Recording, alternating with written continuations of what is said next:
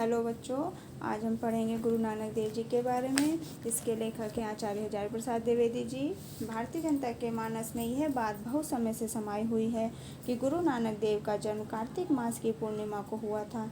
ये बात भले ही कसौटी पर खरी न उतरती हो, फिर भी भारतीय कार्तिक पूर्णिमा को ही गुरु नानक के जन्मदिन के रूप में स्वीकार करते आ रहे हैं। वैसे तो गुरु नानक देव का पंचतत्व से बना हुआ भौतिक शरीर किसी एक दिन ही प्रकट हुआ होगा, लेकिन श्रद्धालु भक्तजनों के हृदय में उनका जन्म प्रत्येक क्षण होता रहता है, अर्थात भक्तों के हृदय में वे आज प्रतिपल अवतार लेते रहे हैं। इस महान पुरुषों ने जर्जर और खंडित विचारधारा को समाप्त करके ऐसे विराट जीवन दृष्टि को प्रतिष्ठित किया, जिसके कारण जन जन का मन नई ज्योति और नई दीप्ति, नई आभा और नए प्रकाश से जगमग हो गया। सबको नया जीवन मिला। गुरु नानक देव ऐसे महापुरुषों में से एक थे जिन्होंने इस संक्रमण काल को विराट दृष्टि प्रदान की और सुप्त राष्ट्रीय एवं संस्कृति भावना में नवजीवन का संचार किया।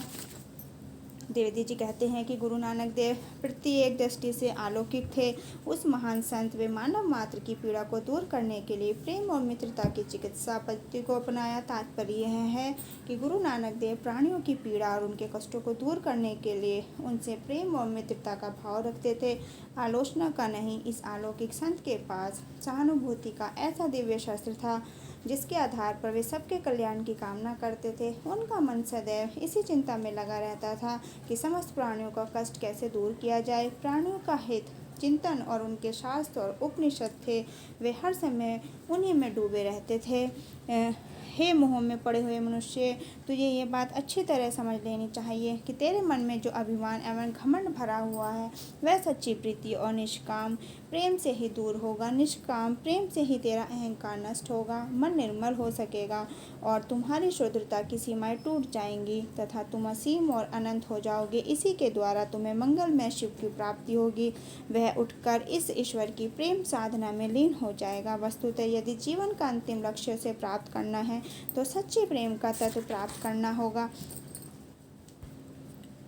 नानक देव मनुष्य मात्र के लिए यही संदेश देते हैं कि उस ईश्वर की ज्योति घट घट अर्थात प्रत्येक प्राणी में विद्यमान है, जो स्वयं प्रत्येक मनुष्य के हृदय में उसकी चेतना का प्रदर्शन करती है।